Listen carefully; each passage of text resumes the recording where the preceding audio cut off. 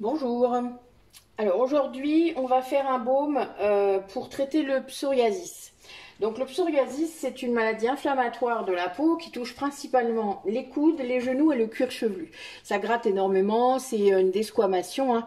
Donc voilà, vous avez des plaques, la peau est comme plus épaisse et puis ça, c'est rouge, enfin voilà, donc ça gratte, c'est une horreur.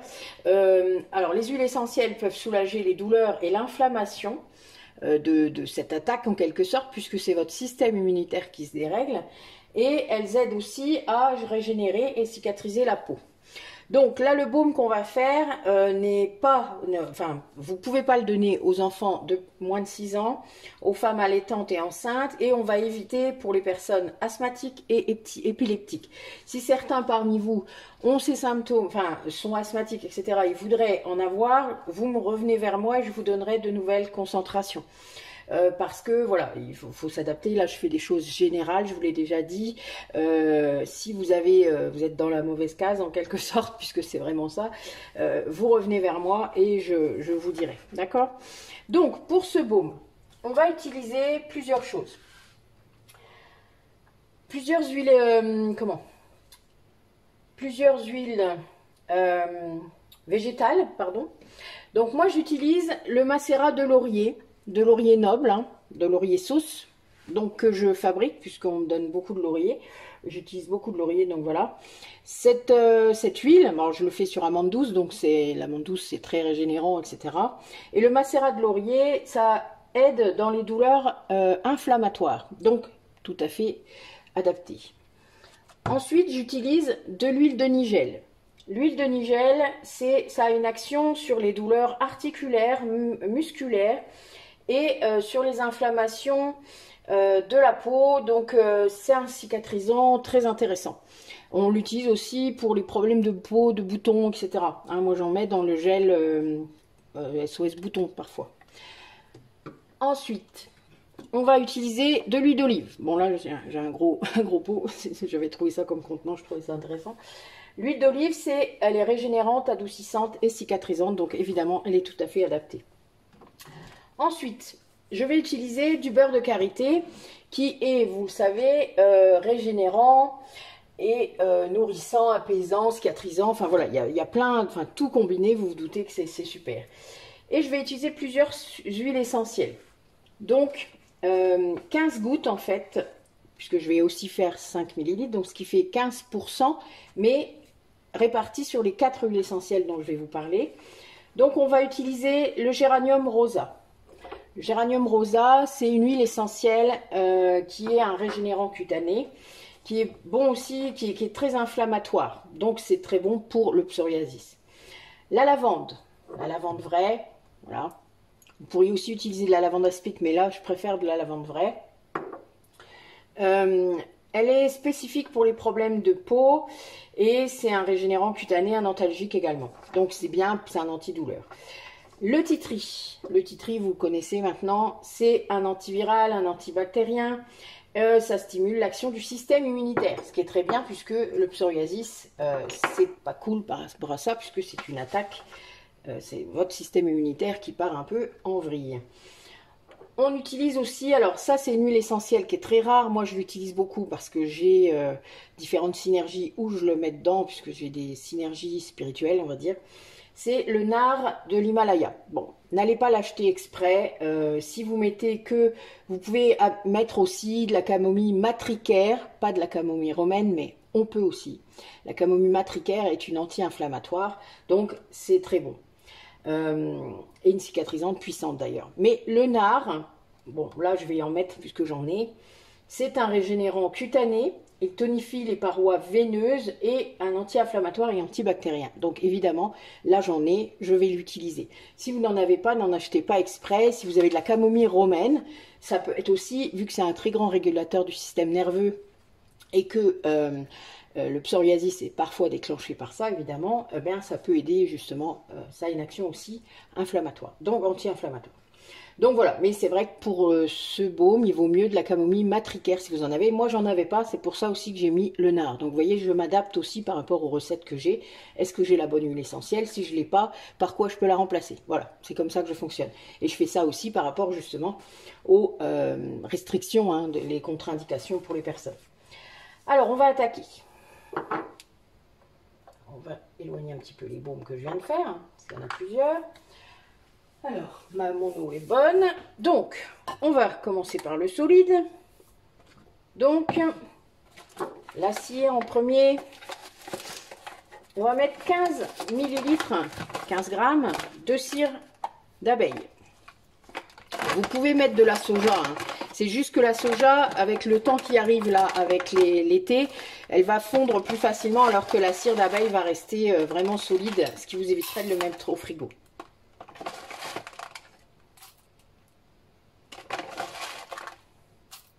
Mais pour les véganes, il n'y a aucun souci. Vous pouvez mettre de la cire de soja. C'est pas un problème. Après, la cire de soja n'est pas non plus adaptée pour les femmes enceintes. Donc, voilà. Vaut mieux de la cire d'abeille. Si vous avez des questions, n'hésitez pas, je vous l'ai déjà dit. Il suffit de les poser. Après, 15 grammes de beurre de karité.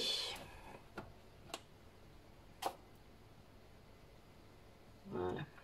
Tac.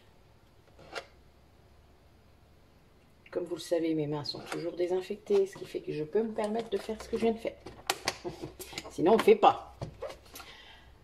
Ensuite, notre phase liquide. Alors, nous avons du macérat huileux de laurier. De laurier sauce. Donc, on va en mettre 20 millilitres.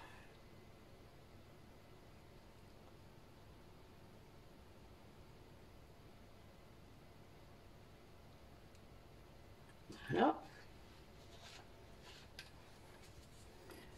Le nigel, on va voir combien il m'en reste, mais normalement ça devrait aller. On va en mettre 20 aussi.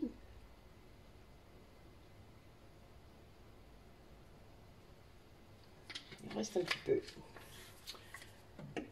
Et l'huile d'olive, on va en mettre 30.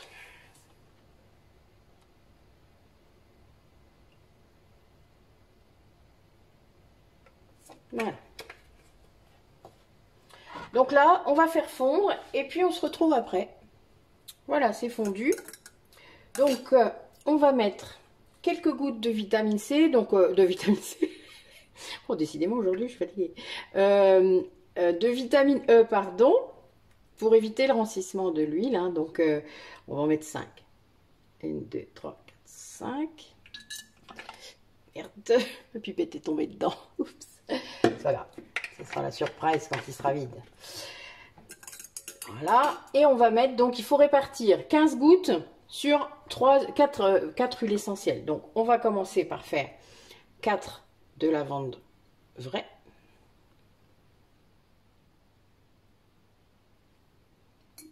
Voilà.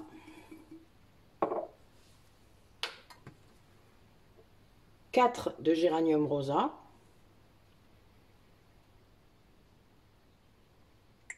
Voilà.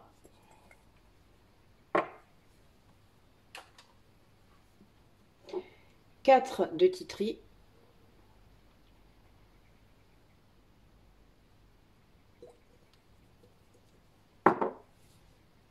Et du coup, 3 de nard. Et nous, on sera bien à 15.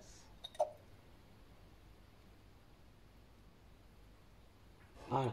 Donc tout à l'heure j'ai dit une bêtise, ça fait pas 15%, hein, vous avez bien compris. 15 gouttes, ça représente à peu près 0,30 millilitres. Donc ça nous fait en gros, comment,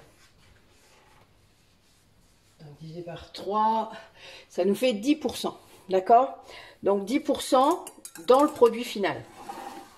Donc c'est déjà pas mal, c'est bien. Après c'est un traitant, donc c'est normal qu'il soit un peu plus élevé que ce qu'on dit d'habitude, c'est-à-dire sur 3% pour le corps et 1% pour le visage. Après si c'est le cuir chevelu, c'est pas tout à fait pareil que le visage. Donc voilà, mais il est vrai qu'il faut y aller tranquillement avec le pourcentage. 10% c'est bien assez, n'en mettez pas plus. Alors, donc 50...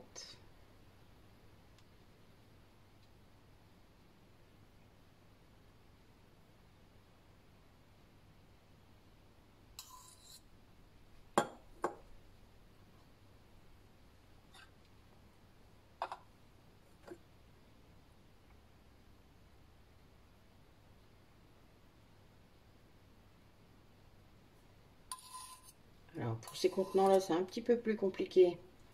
Ils font tout juste 50. Donc je vais en mettre dans mon petit que j'ai. C'est pas grave. Hop. Ça fait pas beaucoup, mais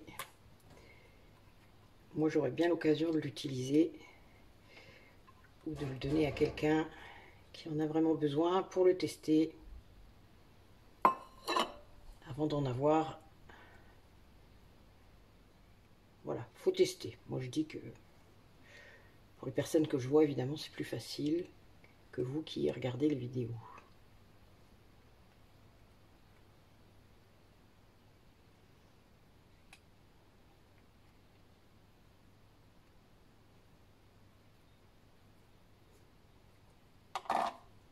Ouais, ça fait un peu plus de 5 grammes. Bon, vous voyez, il y avait un petit peu d'excédent, mais c'est pas un souci.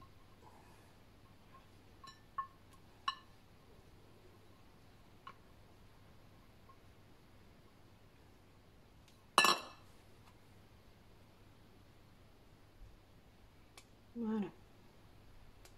Alors s'il y a quelqu'un qui habite pas loin et qui veut le tester, il n'y a pas de souci, il est à votre disposition.